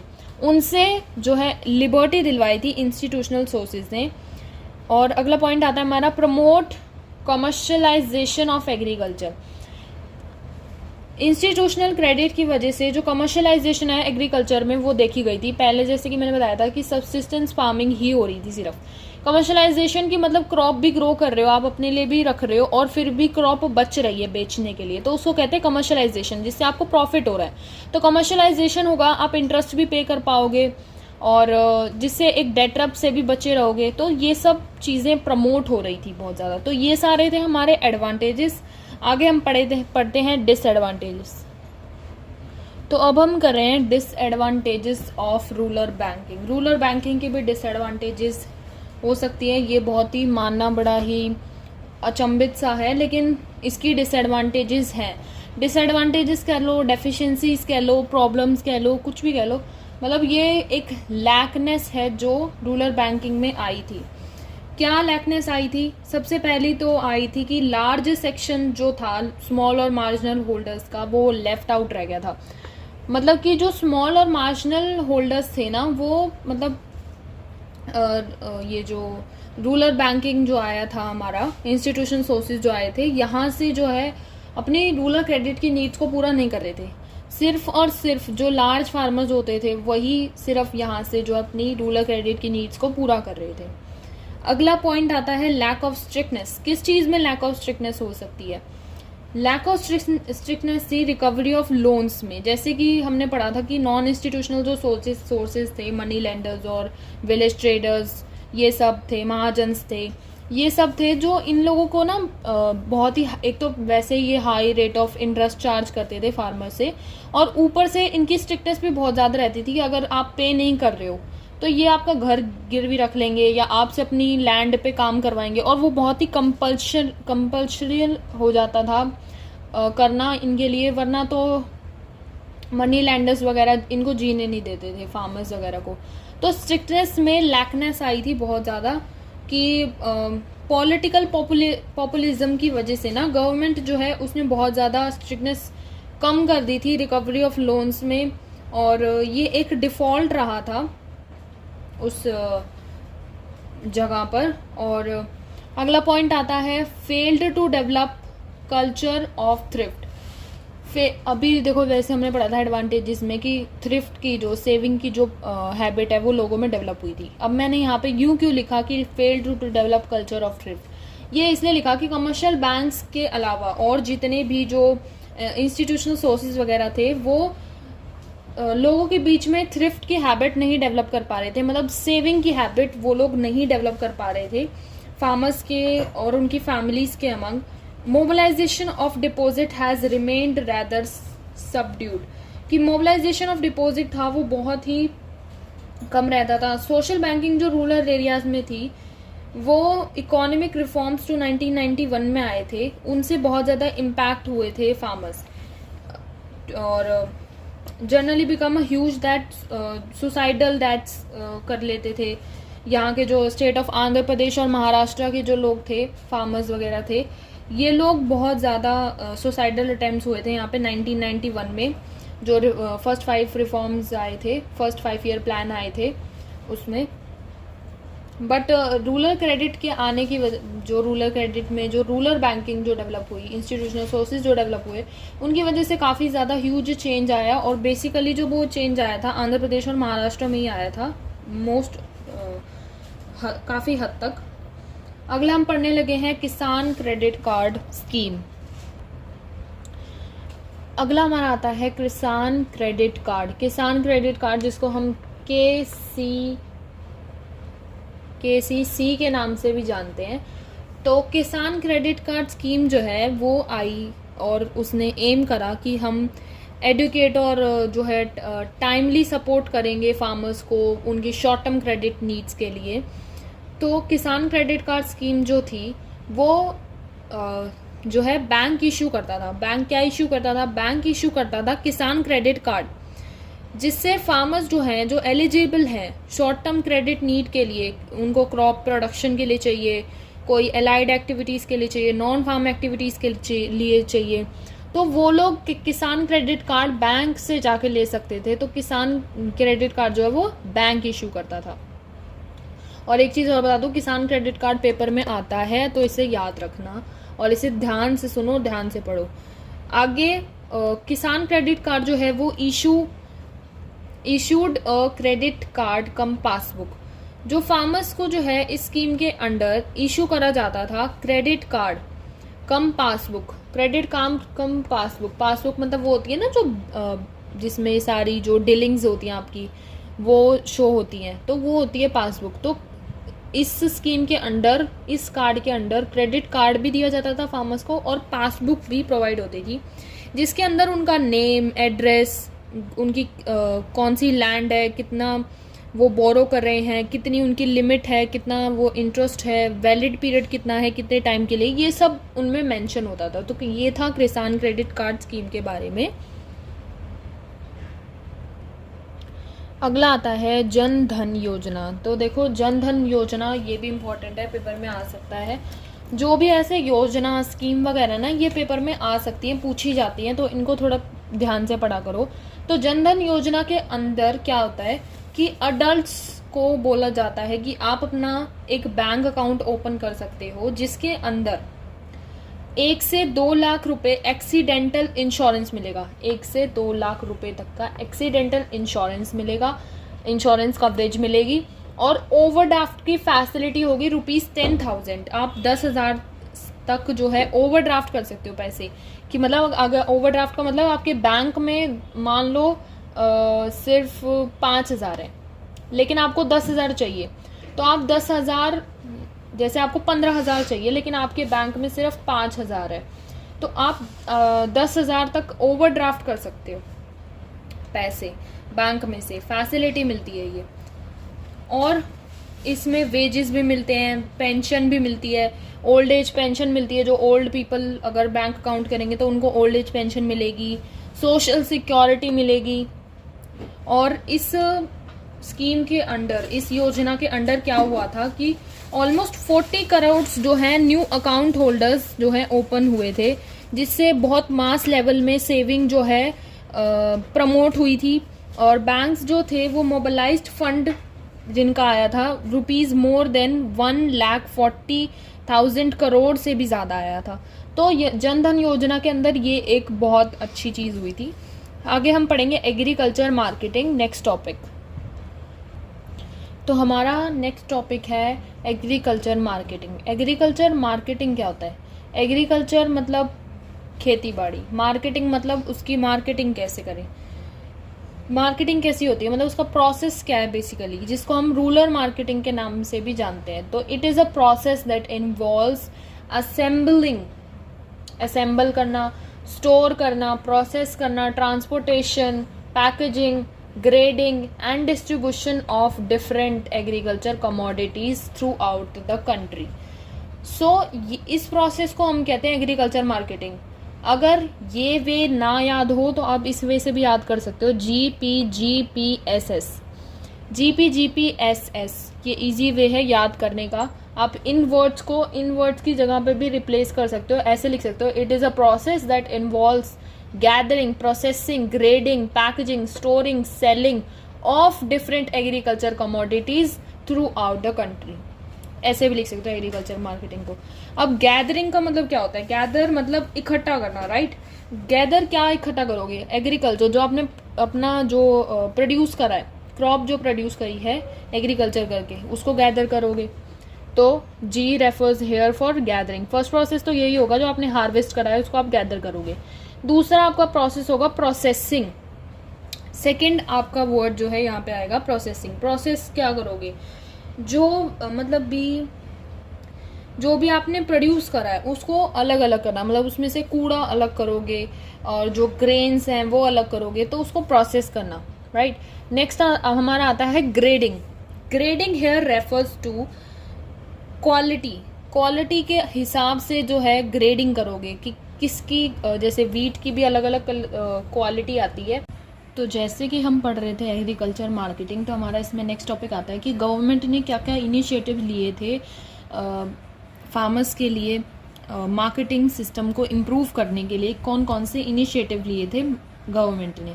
तो पहला हुआ था कि रेगुलेटेड मार्केट्स आए थे, कि गवर्नमेंट ने एक इनिशिएटिव लिया कि रेगुलेटेड मार्केट्स बनाए जाएंगे, एस्टैब्लिश करे जाएंगे, जो सेल और परचेज जो होएगी, जो भी फार्मर्स ने प्रोड्यूस करा है उसकी जो सेल और परचेज जो होएगी वो रेगुलेटेड मार्केट्स के द्वारा मॉनिटर करी जाएगी। एक मार्केटिंग कमेटी बेसिकली बनाई जाएगी और वो रेगुलेटेड मार्केट जो है वो जो इनकी फार्मर्स की सेल और परचेज है उसको मॉनिटर करेगी। और अगर किसी फार्मर या फिर ट्रेडर वगैरह को कम पैसों में अगर डील करना पड़ रहा है तो रेगुलेटेड मार्केट जो है उसकी हेल्प करेगी उसको रीजनेबल प्राइसेस जो है दिलाने के। तो जो मार्केट सिस्टम जो होता है वो बहुत ज़्यादा ट्रांसपेरेंट होता है, बहुत ज़्यादा स्ट्रिक्ट विजुअल होता है। तो यूज़ ऑफ प्रॉपर स्केल और वेट्स का जिसमें यूज़ हो, तो रेगुलेटेड मार्केट ये सब इंश्योर करेगी। मार्केटिंग कमेटी जो है, जो रेगुलेटेड मार्केट के अंदर बनाई गई है, जो इसको मॉनिटर करेगी, वो इंश्योर करेगी कि जो फार्मर्स जो है उनको अप्रॉक्सीमेट प्राइस जो है मिले, उनका उन्होंने जो प्रोड्यूस करा है उसके लिए उनको अप्रॉक्सीमेट प्राइस मिले, किसी को कम या ज़्यादा ना मिले, किसी को नुकसान ना हो बेसिकली। तो there is a need to develop about 27,000 rural periodic marketplaces to realize the full potential of rural market। और इसको फुल पोटेंशियल तक ले जाने के लिए 27,000 रूरल पीरियोडिक मार्केट प्लेसेस को बनाने की नीड है। रेगुलेटेड मार्केट यार्ड्स भी बनाए गए, जैसे कि गवर्नमेंट ने बिल्ड करे रेगुलेटेड मार्केट्स यार्ड जो आउटस्कर्ट्स ऑफ द कंट्री में थे, मतलब कि विलेज कंट्री साइड एरिया में, और जो फार्मर्स थे वो वहाँ पे आ सकते थे उन यार्ड्स में, और जो भी उन्होंने प्रोड्यूस करा है उनको एक फेयर सेल मिलता था कि वो लोग उतना पैसा उनको जितना मतलब उन्होंने प्रोड्यूस करा है उस हिसाब से एकदम फेयर पैसा मिलेगा, उनको कम ज़्यादा नहीं होएगा। उन यार्ड्स में उन फार्मर्स को स्टोरेज फैसिलिटी भी मिलती थी, और फार्मर्स जो थे अपना फ्यूचर जो वो सेल करना चाहते हैं उसको वहाँ पे स्टोर कर सकते थे, ताकि वो एक बेटर प्राइस जो है अपने क्रॉप का ले सके। अगला हमारा पॉइंट आता है, तो नेक्स्ट पॉइंट हमारा आता है provision for physical infrastructure. Government को इस चीज़ में भी इनिशिएटिव लिया था उन्होंने कि वो फिजिकल इंफ्रास्ट्रक्चर जो है फार्मर्स को प्रोवाइड कराया था। जैसे कि आप ले लो, ट्रांसपोर्ट फैसिलिटीज़ प्रोवाइड कराने की ज़रूरत थी उनको, स्टोरेज फैसिलिटीज़ प्रोवाइड कराने की ज़रूरत थी, प्रोसेसिंग फैसिलिटीज़ प्रोवाइड करवाने की ज़रूरत थी। ट्रांसपोर्ट फैसिलिटीज़ के अंदर आ जाएगा जैसे कि रोडवेज़, रेलवेज़ इनेबल करवाना फार्मर्स को, ताकि वो अपने जो उन्होंने प्रोड्यूस करा है वो एक बढ़िया लोकेशन पे जाके सेल कर सके, जहाँ पे उनको उनके लुक्रेटिव प्राइसेस मिल रहे हों जो उनको सस्टेन करा सके। और अगर मैं यहाँ पे स्टोरेज फैसिलिटीज़ की बात कर लूँ तो स्टोरेज उनको हेल्प करेगी फार्मर्स को, जब टाइम आएगा सेल करने का जो उन्होंने प्रोड्यूस करा है वो लुक्रेटिव प्राइसेस पे उसको सेल कर सके। तो स्टोरेज फैसिलिटी भी बहुत ज़्यादा उनको ज़रूरत थी, क्योंकि वेयर हाउसिंग वगैरह का जो कॉस्ट होता है ना वो काफ़ी हाई होता है। तो फार्मर्स अगर उनको वो जो गवर्नमेंट अगर फार्मर्स को प्रोवाइड नहीं कराएगी तो जो स्मॉल और मार्जिनल होल्डर्स हैं वो लोग तो वेयर हाउसिंग की फैसिलिटीज़ ले ही नहीं सकते। तो स्टोरेज फैसिलिटीज़ का ना बहुत ज़्यादा नीड था गोडाउन्स वगैरह का, जो कोल्ड स्टोरेज यूनिट्स होती है, इन सब का आज तक भी जैसे 10% से ज़्यादा जो गुड्स हैं जो फार्मर्स प्रोड्यूस करते हैं वो वेस्ट हो जाते हैं लैक ऑफ स्टोरेज फैसिलिटीज़ की वजह से। क्योंकि आज भी लैक ऑफ स्टोरेज फैसिलिटीज़ हैं, फार्मर्स को 10% से ज़्यादा जो है आज भी जो है क्रॉप्स वगैरह जो है ख़राब हो जाती है। प्रोसेसिंग फैसिलिटीज़ की अगर मैं बात कर लूँ कि रॉ मटेरियल को आप जब फिनिश प्रोडक्ट में कन्वर्ट करते हो उसको कहते हैं प्रोसेसिंग यूनिट, तो इसमें भी फैसिलिटी प्रोवाइड कराने की ज़रूरत थी। नेक्स्ट अगर मैं पॉइंट की तरफ आ जाऊँ, कॉर्पोरेटिव एग्रीकल्चर मार्केटिंग सोसाइटी, तो गवर्नमेंट जो थी वो एनकरेज कर रही थी कॉर्पोरेट एग्रीकल्चर मार्केटिंग सोसाइटीज़ को, ताकि फार्मर्स को जो है वो अपने जो उनको क्रॉप सेल करनी है उन पे बेस्ट बार्गेनिंग टेक्निक्स वो लोग यूज़ करें, उनको जो उन्होंने प्रोड्यूस करा उस पर बहुत बेटर प्राइस मिले और वो लोग कलेक्टिव सेल करें। कलेक्टिव सेल मतलब जब बहुत सारे ओनर्स मिलके इकट्ठे हो जाते हैं, पूल्ड सेल जब करते हैं, जब एक साथ इकट्ठे हो जाते हैं और फिर उसके बाद उसका बार्गेन करके उसको हाई प्राइस में जब सेल करते हैं। जैसे एक फार्मर के प्राइस का तो बहुत लो कॉस्ट करेगा, राइट। बहुत सारे अगर सोसाइटी में एक सोसाइटी है, फार्मर्स की सोसाइटी है, उसको बहुत सारे फार्मर्स एकजुट हो जाएं और वो सारी क्रॉप को इकट्ठा बेचें, तो इकट्ठा बेचेंगे तो उनको भी हाई प्राइसेस मिलेंगे और ये फ़ायदा जो है फार्मर्स को गवर्नमेंट प्रोवाइड करा रही थी। उन्होंने ये इनिशिएटिव लिया था कि जो एक कॉर्पोरेट सोसाइटीज़ वगैरह होनी चाहिए फार्मर्स की भी, और they can also sell their crops at their bargaining prices, कि उनको भी हाई प्राइसेस मिलने चाहिए, बेटर प्राइसेस मिलने चाहिए उनके प्रोड्यूस के लिए, राइट। तो कॉर्पोरेटिव मार्केटिंग जो है इसका एक बेस्ट एग्जाम्पल आप मिल्क उसमें भी ले सकते हो। मिल्क कॉर्पोरेटिव जो है गुजरात में है, जैसे कि अमूल उसका एक एग्जाम्पल है, तो वो भी एक मिल्क रिलेटेड है, जिसके टाइम पे ही जैसे वाइट रेवोल्यूशन आया था, तो वो एक कॉर्पोरेटिव सोसाइटी है जिसके अराउंड मिल्क प्रोडक्ट जो है उसमें सेल होते हैं। वाइट रेवोल्यूशन जो हमारी कंट्री में आया था तो वो गुजरात की ही एक वो है कॉर्पोरेटिव सोसाइटी, तो वो एक ब्रिलियंट एग्जांपल है कॉर्पोरेटिव सोसाइटी का। ऐसे फार्मर्स भी फ्रेम कर सकते हैं अपनी cooperative societies, so that they can also get the better prices for their produce. तो नेक्स्ट जो हमारा पॉइंट आता है वो है हमारा पॉइंट नंबर 4, पॉलिसी इंस्ट्रूमेंट। जो गवर्नमेंट ने इनिशिएटिव लिया था कि 3 इंस्ट्रूमेंट जो है फॉर्म करे गए थे, उसके 3 कंपोनेंट्स हैं। पहला हमारा आता है एमएसपी, जिसको हम फुल फॉर्म में अगर मैं कहूँ तो उसका है मिनिमम सपोर्ट प्राइस। दूसरा हमारा आता है बफर स्टॉक एंड थर्ड हमारा आता है PDS, public distribution system. MSP में क्या होता है, मिनिमम सपोर्ट प्राइस में क्या होता है कि फार्मर्स को एक अश्योरेंस दी जाती है, farmers have the assurance that the produce जो वो प्रोड्यूस करेंगे वो परचेज कर लिया जाएगा अगर वो सेल नहीं हो पा रहा है। फॉर एग्जांपल उनके प्राइसेस ज़्यादा हाई हैं या फिर क्वालिटी लो है, वो सेल नहीं हो पा रहा है, तो ये चीज़ जो है उनका जो भी प्रोड्यूस होगा वो गवर्नमेंट जो है परचेज कर लेगी अगर उनका जो प्रोड्यूस है वो सेल नहीं हो पा रहा है। तो ये उनको अश्योरेंस दी जाती है मिनिमम सपोर्ट प्राइस में कि आपका जो भी प्रोड्यूस होगा वो फार्मर्स जो है एक स्पेसिफाइड प्राइस में जो है आपसे खरीद लेगी, राइट, अगर आपका जो है सेल नहीं हो पा रहा। फार्मर्स फ्री होते हैं सेल करने के लिए एमएसपी से हायर प्राइस में भी ओपन मार्केट में बाहर वो सेल कर सकते हैं। ऐसा नहीं है कि उनको सिर्फ गवर्नमेंट को ही सेल करना है, ऐसा नहीं है, वो सेल कर सकते हैं, बट अगर नहीं सेल हो पा रहा है तो इनको अश्योरेंस दी जाती है कि आपका जो भी प्रोड्यूस होगा वो मिनिमम सपोर्ट प्राइस पे गवर्नमेंट जो है खरीद लेगी, परचेज कर लेगी। अगला हमारा आता है बफर स्टॉक। बफर स्टॉक थोड़ा फैमिलियर होगा वर्ड से, इस वर्ड से आप थोड़े फैमिलियर हो गए। बफर स्टॉक जो है एमएसपी के अंडर ही बनाया जाता है कि एमएसपी मतलब हमने पढ़ा था कि एमएसपी में फार्मर्स से जो है परचेज कर लिया जाता है। अब उस जो भी उन्होंने प्रोड्यूस करा वो परचेज कर लिया, अब गवर्नमेंट उसका स्टॉक तो बना के रखेगी, गवर्नमेंट उसको कोल्ड स्टोरेज और ये सब जो गोडाउन्स वगैरह इन सब में स्टोर कर देती है और एज अ बफर स्टॉक रख लेती है। बफर स्टॉक को जो है प्राइमरीली पब्लिक डिस्ट्रीब्यूशन सिस्टम के अंडर या तो सेल कर दिया जाता है या फिर इसको कोई भी नेचुरल कैलेमिनिटी जैसे कि स्कार्सिटी आ रही है कहीं पे लो आउटपुट किसी साल जनरेट हुआ है तो वहाँ पे भी यूज़ करा जा सकता है। और नेचुरल कैलेमिटी लाइक फ्लड वगैरह, कहीं पे बाढ़ वगैरह आ रही है किसी स्टेट में, वहाँ पे पहुँचाना है तो बफर स्टॉक को उसमें यूज़ करा जाता है। ये तीनों इंटर रिलेटेड है। अगला पॉइंट हमारा आता है पब्लिक डिस्ट्रीब्यूशन सिस्टम, PDS, जो इम्प्लाई करता है distribution of food grains.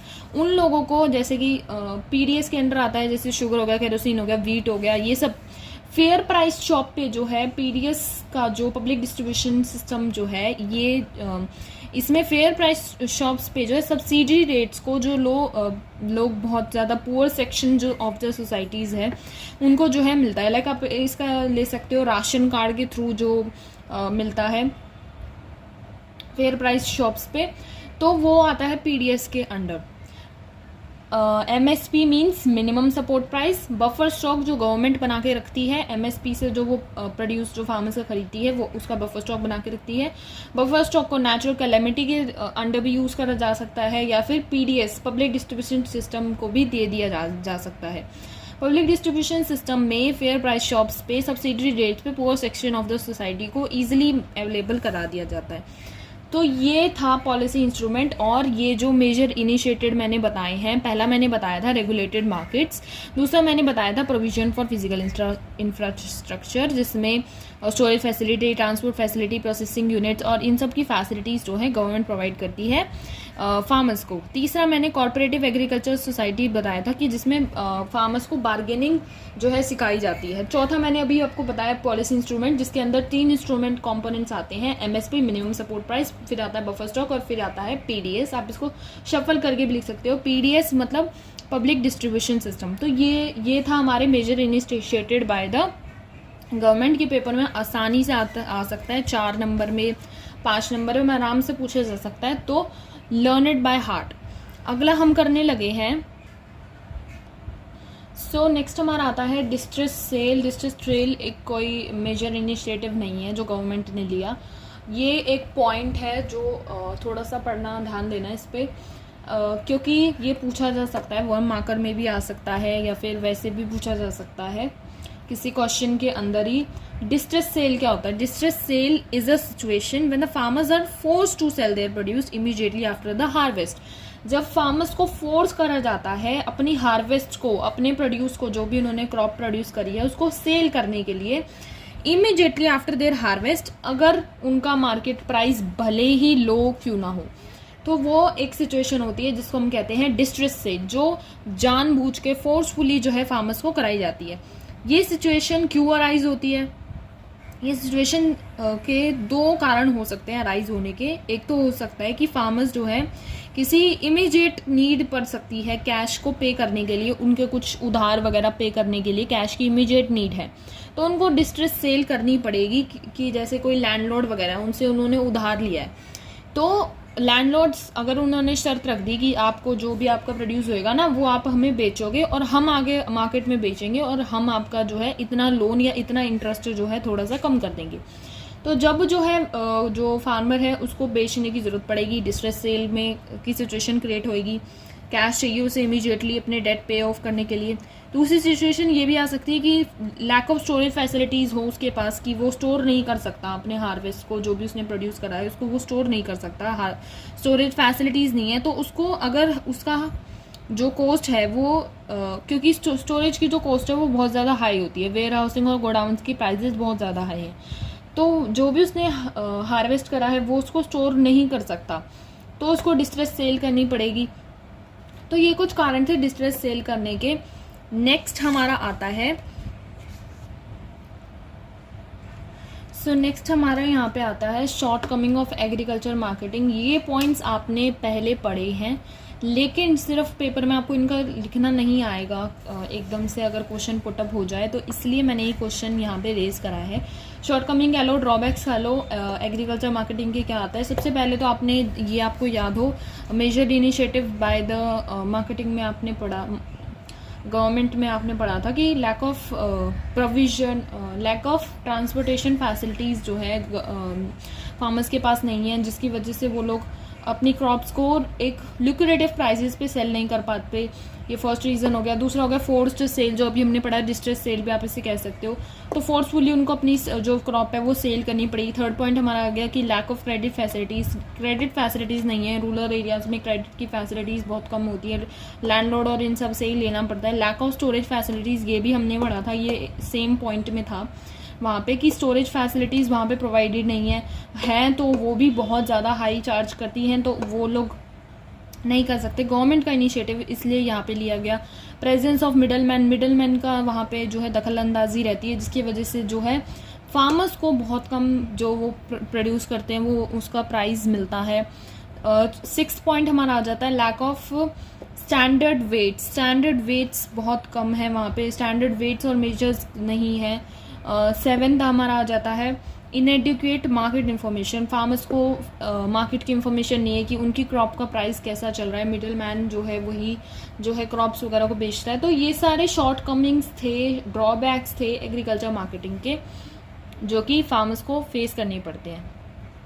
So next topic हमारा आता है इमर्जिंग चैलेंजेस। इमर्जिंग चैलेंजेस जैसे कि मैंने बताए थे, इमर्जिंग जो अभी एग्जिस्टेंट अभी अराइजेज हुए हैं, फार्मर्स को ये चैलेंजेस फेस करने पड़ते हैं, वो होते हैं इमर्जिंग चैलेंजेस। और अभी तक हम पढ़ते आ रहे थे लिंगरिंग चैलेंजेस, जिसके 2 पार्ट्स थे, हमारा ये एग्रीकल्चर मार्केटिंग और एक और हमने पढ़ा था स्टार्टिंग में रूरल क्रेडिट। और इमर्जिंग चैलेंजेस के भी हमारे 2 हैं। पहला हमारा है डाइवर्सिफिकेशन ऑफ प्रोडक्शन एक्टिविटीज़, जिसके अंडर 3 पार्ट्स हैं, और दूसरा हमारा है ऑर्गेनिक फार्मिंग, राइट।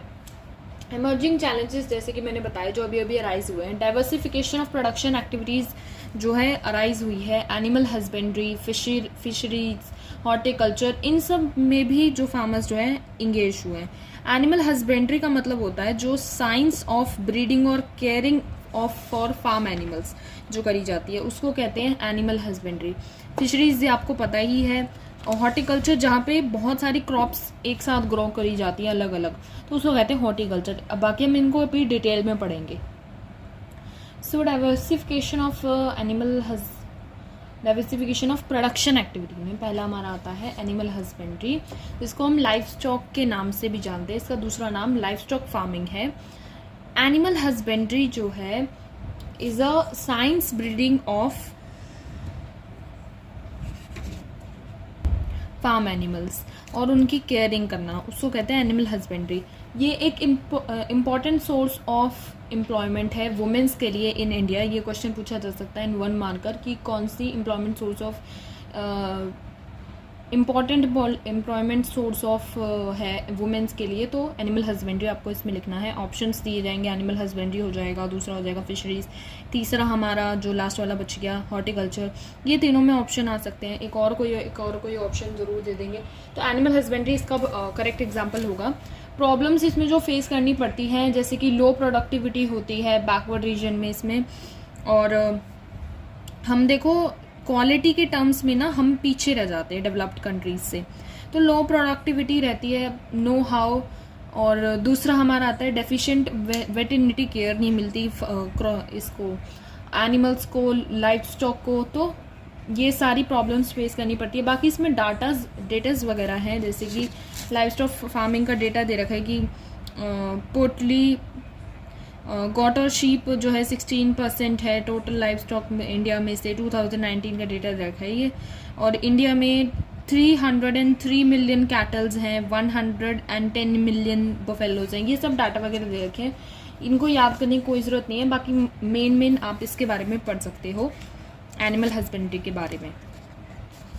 अगर इसका हम आगे पढ़ें कि अगर न्यू टेक्नोलॉजी अगर हमारी आए इंडिया में, अर्जेंट नीड अगर उसकी होए, तो प्रमोशन हम कर सकते हैं जो गुड ब्रीड ऑफ एनिमल्स का, एनहेंस कर सकते हैं उनकी प्रोडक्टिविटी को, प्रोविजन ला सकते हैं उनकी नीड के लिए, वेटरनिटी केयर सर्विसेज को बढ़ा सकते हैं, क्रेडिट फैसिलिटीज़ को बढ़ा सकते हैं, स्मॉल और मार्जिनल फार्मर्स जो हैं इसमें बहुत ज़्यादा उन्नति ला सकते हैं, so they're effectively take up livestock production and enhance their livelihood, right. Second हमारी प्रोडक्टिव एक्टिविटी आती है फिशरीज। साउथ एरियाज़ में जो है ये एक इम्पॉर्टेंट सोर्स ऑफ लाइवलीहुड है। जैसे कि साउथ एरियाज से मेरा मतलब है जैसे कि वेस्ट बंगाल साइड हो गया, आंध्र प्रदेश हो गया, केरला हो गया, महाराष्ट्र हो गया, गुजरात साइड भी हो गया, जो वाटर बॉडीज़ के साइड में है, तमिलनाडु हो गया, ये सारे प्रिंसिपल स्टेट्स हैं जहाँ पे ये एक इम्पॉर्टेंट सोर्स ऑफ लाइवलीहुड है रूरल एरियाज में। प्रोग्रेसिव इंक्रीज जो है इसके बजट में जो है गवर्नमेंट ऑफ इंडिया ने लगाया है, बट स्टिल 0.9% ही जो है वो ये टोटल जो है जीडीपी में कंट्रीब्यूट कर रहा है। ठीक है, प्रॉब्लम्स इसमें क्या क्या फेस करने को मिली, जैसे कि फिशिंग कम्युनिटी को जो है बहुत ज़्यादा बैकवर्ड कम्युनिटी माना जाता है कंट्री की, तो ये मेजर प्रॉब्लम्स फेस क्या करती है, फिशिंग कम्युनिटी फेस करती है कि इसमें बहुत ज़्यादा अनएम्प्लॉयमेंट रहती है, बहुत ज़्यादा लोग इंगेज रहते हैं, वो काम कुछ और करना चाहते हैं बट स्टिल उनको इसमें फिशरीज़ में ही घुसना पड़ता है, काम करना पड़ता है। लो पर कैपिटल अर्निंग होती है उनकी, absence of mobility of labours, other sectors में नहीं लग पाते, इलिटरेसी बहुत रहती है, सेक्टर्स में इश्यूज बहुत फेस करे जाते हैं, जैसे कि ओवर फिशिंग करने की वजह से वाटर बॉडीज़ में जो है फिशेज कम हो गई हैं और पॉपुलेशन की वजह से जो है फिशरी कम हो गई है, तो ये सारी प्रॉब्लम्स जो है वो फेस करनी पड़ती हैं इन लोगों को।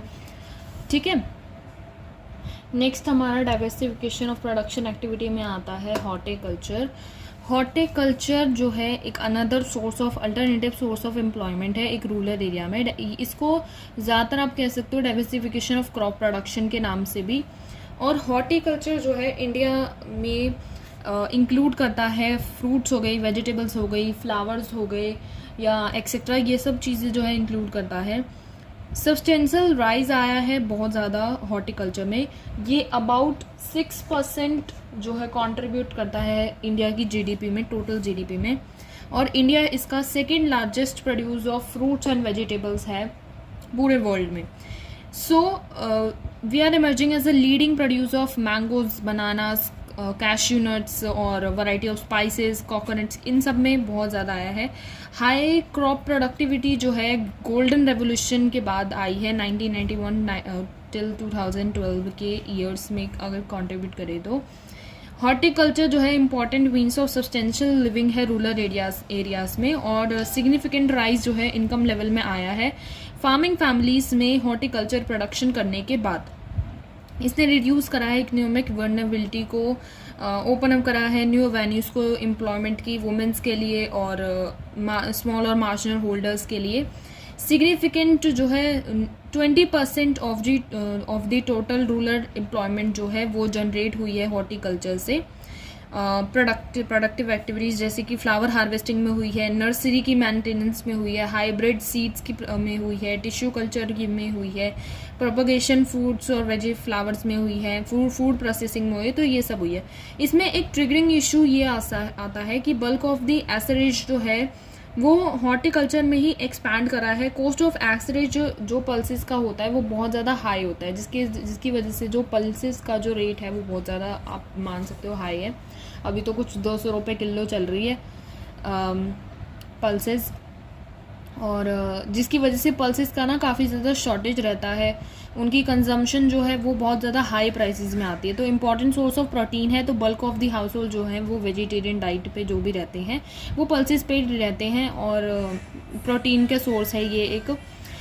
रोल ऑफ हॉर्टिकल्चर जो है रिक्वायर रखता है इन्वेस्टमेंट इन इंफ्रास्ट्रक्चर, ये इन्हांस करता है रिक्वायरमेंट इन्वेस्टमेंट में इंफ्रास्ट्रक्चर में, जैसे कि इलेक्ट्रिसिटी में, कोल्ड स्टोरेज फैसिलिटीज़ में, जो मतलब कि जैसे कि फ्रूट्स और वेजिटेबल्स वगैरह की स्मॉल शेल्फ लाइफ होती है तो कोल्ड स्टोरेज फैसिलिटीज़ की नीड अराइज हो जाती है। मार्केटिंग लिंक्रेजेस में और स्मॉल स्केल प्रोसेसिंग यूनिट में, टेक्नोलॉजी इंप्रूवमेंट और डिस्क्रिमिनेशन में, ये सब में होता है।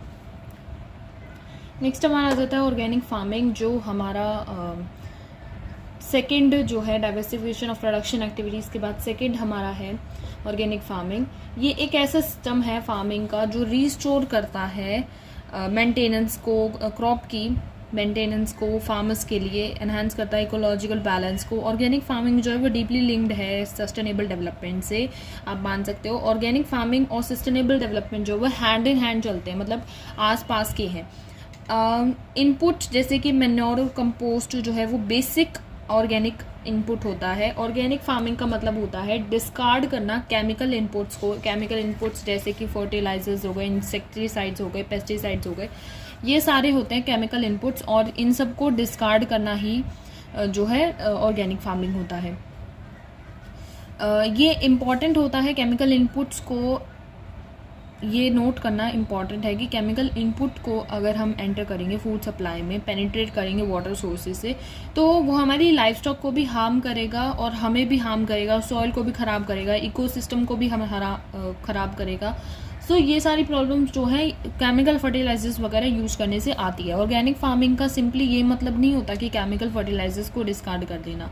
इसका मतलब ये भी होता है कि फोकस करना सॉइल की हेल्थ पर, उसकी मेंटेनेंस करना। फार्मर्स जो हैं becomes long period sustainable process जिसमें लगता है, और इको फ्रेंडली इन्वायरमेंट रखना पड़ता है सॉइल की हेल्थ को बेटर अप करने के लिए। नेक्स्ट हमारा आता है कि वाई ऑर्गेनिक फार्मिंग, हमें ऑर्गेनिक फार्मिंग ही क्यों करनी चाहिए, वैसे कन्वेंशन फार्मिंग क्यों नहीं करनी चाहिए। कन्वेंशन फार्मिंग एक मैं बता दूं, कन्वेंशन फार्मिंग वो होती है जिसमें केमिकल फर्टिलाइजर्स वगैरह जो है यूज़ होते हैं और क्रॉप की जो फर्टिलिटी है वो ख़राब हो जाती है, इरोड हो जाती है फर्टिलिटी। तो ऑर्गेनिक फार्मिंग जो है करी जाती है। कन्वेंशन फार्मिंग और ऑर्गेनिक फार्मिंग दोनों एक अपोजिट चीज़ है, राइट।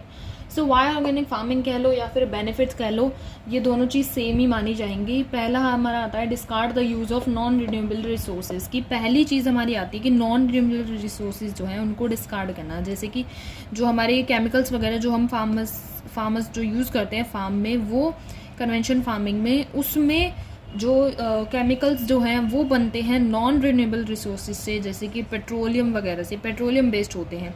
सिंथेटिक जो केमिकल्स होते हैं वो पेट्रोलियम बेस्ड होते हैं, और पेट्रोलियम एक नॉन रिन्यूएबल रिसोर्स है जो कि दोबारा से काफ़ी साल लगेंगे उसको जनरेट होने के लिए, ऐसे वो नहीं होएगा। तो उस चीज़ को डिस्कार्ड करने के लिए ऑर्गेनिक फार्मिंग करनी चाहिए। केमिकल फर्टिलाइजर्स वगैरह यूज़ करते रहे तो पेट्रोलियम भी ख़त्म होता चला जाएगा, राइट। दूसरा हमारा आता है एनवायरनमेंट फ्रेंडली। ऑर्गेनिक फार्मिंग जो है एनवायरनमेंट फ्रेंडली होती है, केमिकल फर्टिलाइजर्स यूज़ नहीं होते, और ग्राउंड वाटर को पल्यूट नहीं करती, राइज करती है नाइट्रेट कंटेंट को, और नाइट्रेट जो है वो हेल्थ हैजार्ड होता है, पॉल्यूट करता है एनवायरनमेंट को। ऑर्गेनिक फार्मिंग जो है केमिकल फर्टिलाइजर्स को डिस्कार्ड करने से इतनी सारे फ़ायदे कर देती है। नेक्स्ट हमारा पॉइंट आता है सस्टेन सॉइल फर्टिलिटी। सॉइल की फर्टिलिटी को सस्टेन करने के लिए एनिमल मैन्योर्स को, कंपोस्ट को यूज़ करना चाहिए सस्टेन करने के लिए। केमिकल फर्टिलाइजर्स जो है यूज़ नहीं करनी चाहिए, जो सॉइल फर्टिलिटी को इरोड कर देते, ख़राब कर देते हैं। ऑर्गेनिक फार्मिंग के अकॉर्डिंग कंड्यूसिव सस्टेनेबल डेवलपमेंट जो है एग्रीकल्चर में, वो conventional farming is not, right. अगला हमारा आता है healthier and tastier food. Healthier and tastier food जब भी हमें मिलेगा जो ऑर्गेनिक फार्मिंग से प्रोड्यूस हुआ होगा, वो और भी ज़्यादा न्यूट्रिशियस होगा। फूड जो है हमारे लिए फ़ायदेमंद होगा बॉडी के लिए हमारी, और केमिकल फार्मिंग से जो भी जनरेट होता है वो इतना न्यूट्रिशियस नहीं होता, वो हमें हार्म करता है, राइट। एग्जिस्टिंग ट्रेंड जो है वो ये डिमांड करता है ऑर्गेनिक फूड का, जिसकी वजह से जो ऑर्गेनिक फार्मिंग में जो प्रोड्यूस होता है फूड उसका प्राइसेस भी हाई रहता है, राइट। अगला हमारा आता है इनएक्सपेंसिव टेक्नोलॉजी जो है यूज़ होती है। स्मॉल और मार्जिनल फार्मर्स जो हैं ऑर्गेनिक फार्मिंग को अडॉप्ट कर सकते हैं, क्योंकि इसमें कोई टेक्नोलॉजी वगैरह यूज़ नहीं करनी पड़ती, कोई केमिकल फर्टिलाइजर्स वगैरह यूज़ नहीं करना पड़ता। बल्क ऑफ द पॉपुलेशन जो है इंडिया में वो ऑर्गेनिक फार्मिंग की तरफ शिफ्ट हो रही है, वो ऑर्गेनिक फार्मिंग को ही अडॉप्ट कर रही है। कन्वेंशन फार्मिंग को जिसमें HYV सीड्स यूज़ होते हैं, फर्टिलाइजर्स यूज़ होते हैं, पेस्टिसाइड्स, इंसेक्टिसाइड्स और ये सब इरिगेशन फैसिलिटीज़ ये सब यूज़ होता है, उसमें बहुत ज़्यादा पैसा लगता है। तो स्मॉल और मार्जिनल फार्मर्स जो हैं वो ऑर्गेनिक फार्मिंग की टूवर्ड्स शिफ्ट कर रहे हैं, और जिसमें पैकेजिंग वगैरह जो है ऑर्गेनिक फार्मिंग, मतलब ऑर्गेनिक फार्मिंग जो है उनके लिए भी हेल्पफुल है, और जो लोग उसका फूड खा रहे हैं उनके लिए भी हेल्पफुल है। सो नेक्स्ट हमारा जो हमारा लास्ट टॉपिक है ऑर्गेनिक फार्मिंग का, लिमिटेशंस क्या क्या है। सबसे पहली लिमिटेशन हमारी यही होती है कि जो ऑर्गेनिक फार्मिंग जो है वो लेस पॉपुलर है, ज़्यादातर लोग इसके बारे में नहीं जानते, ये एक लेस पॉपुलर चीज़ है। ऑर्गेनिक फार्मिंग के बारे में जो फार्मर्स हैं काफ़ी हद तक वो भी नहीं जानते, और जो लोग ख़रीदते हैं फूड प्रोडक्ट वो भी कम जानते हैं ऑर्गेनिक फार्मिंग वगैरह के बारे में। सो ये एक लेस पॉपुलर चीज़ है, ये इसकी एक लिमिटेशन होती है। दूसरा हमारा आता है कि ये लेसर ईल्ड है। कन्वेंशन फार्मिंग जो है उसमें काफ़ी ज़्यादा प्रोड्यूस होता है, क्योंकि HYV सीड्स यूज़ होते हैं, लेकिन इसमें जो है नॉर्मल सीड यूज़ होते हैं, तो इससे कम प्रोड्यूस होता है, राइट। नेक्स्ट हमारा आता है शॉर्टर शेल्फ लाइफ। इनकी जो शेल्फ लाइफ होती है, क्योंकि केमिकल फर्टिलाइजर्स वगैरह यूज़ नहीं हुए, तो इनकी शेल्फ लाइफ जो है वो बहुत छोटी होती है कि जल्दी ख़राब होने का, पेरिश होने का डर रहता है। नेक्स्ट हमारा आता है लिमिटेड चॉइस ऑफ क्रॉप्स। इसमें जो क्रॉप्स की चॉइस होती है वो बहुत कम होती है फार्मर्स को, कि कम जो है प्रोड्यूस कर सकते हैं। नेक्स्ट हमारा आता है lack of infrastructure and marketing facilities की। इसमें जो है मार्केटिंग फैसिलिटीज़ कम मिलती हैं, लैक ऑफ इंफ्रास्ट्रक्चर कम मिलता है। तो ये सारे हमारे लिमिटेशन आते हैं ऑर्गेनिक फार्मिंग में, जो कि हमें देखने को मिलते हैं। Thank you for watching rural development with us. Thank you for watching learn loud. ऐसे ही बने रहे हमारे साथ आगे भी और देखते रहें लर्न लाउड पे और भी ऐसे interesting videos. Do like, share and comment and subscribe to our YouTube channel which is Learn Loud. Thank you for watching.